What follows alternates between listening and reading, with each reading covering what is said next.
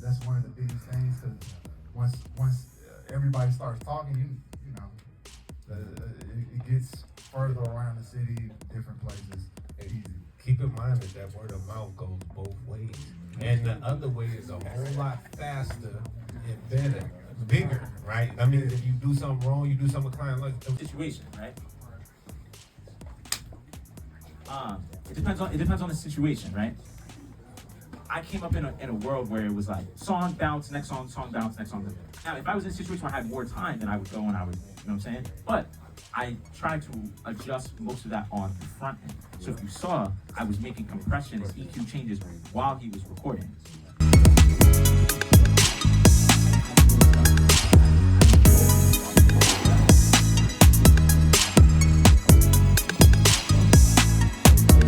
Every single one of our students make music, you know what I'm saying? The ones that start getting a little further is because they do auxiliary shit, you know?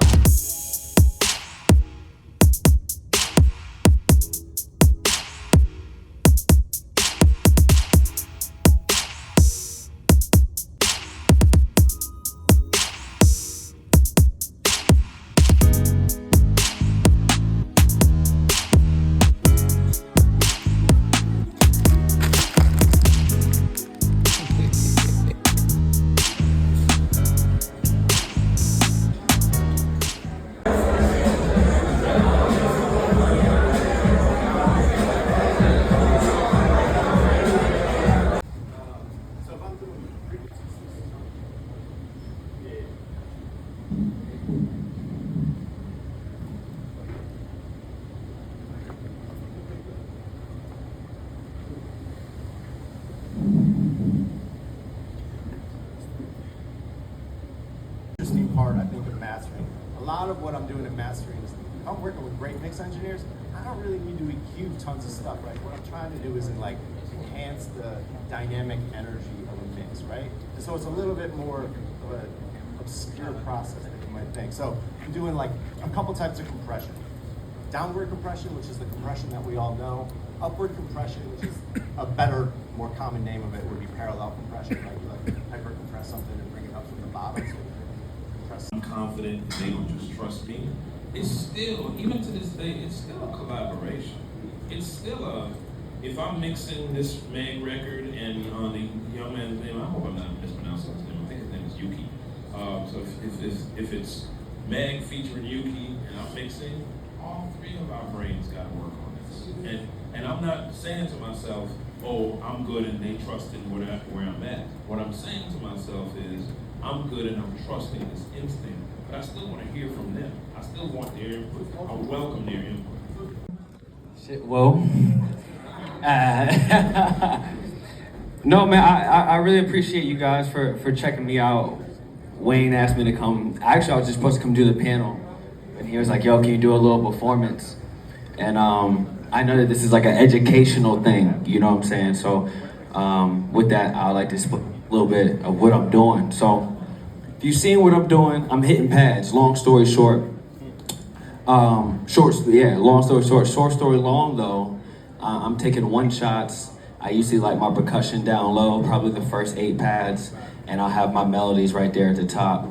My style is like DJing and producing music production together. I came about it playing on a keyboard. I had a 64 Casio WK300, old one, ugly keyboard, but it had the function where you could split the drums and the melody. And I became obsessed with, you know, having drums on one side and I would play melodies with the other. So as I was playing that, one of my good friends, he showed me A-Rap Music. So A-Rap Music is one of my people, one of my inspirations.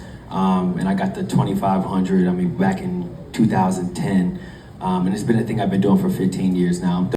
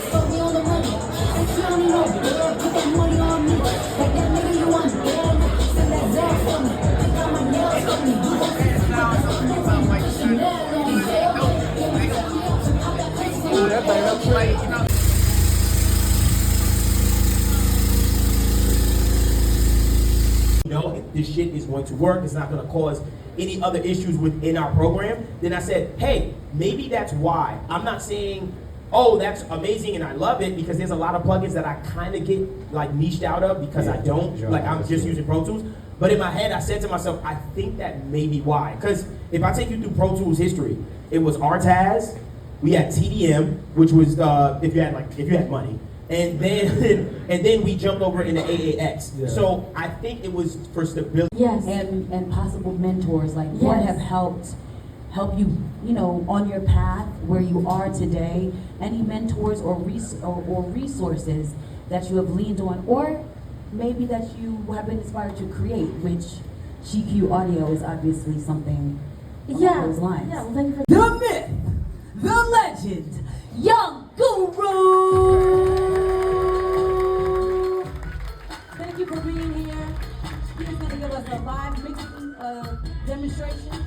A live mixing demonstration from Young Guru. I mean, Grammy-nominated, Grammy-winning, been the engineer for Jay-Z for the past 20 years, DJ for Jay-Z. Come on now, this is the closest a lot of y'all gonna ever get to Jay-Z right here. All right?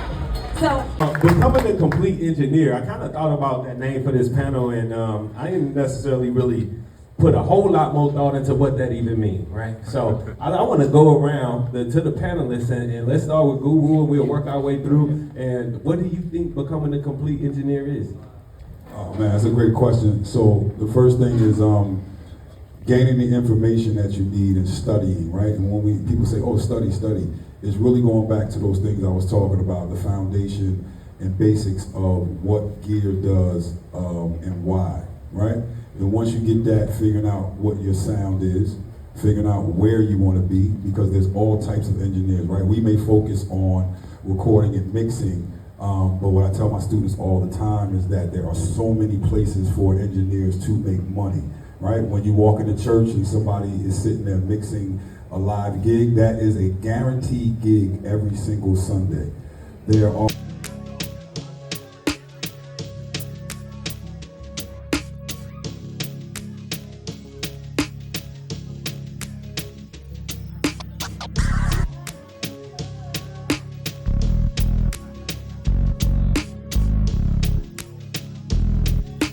This is a Gladiator production.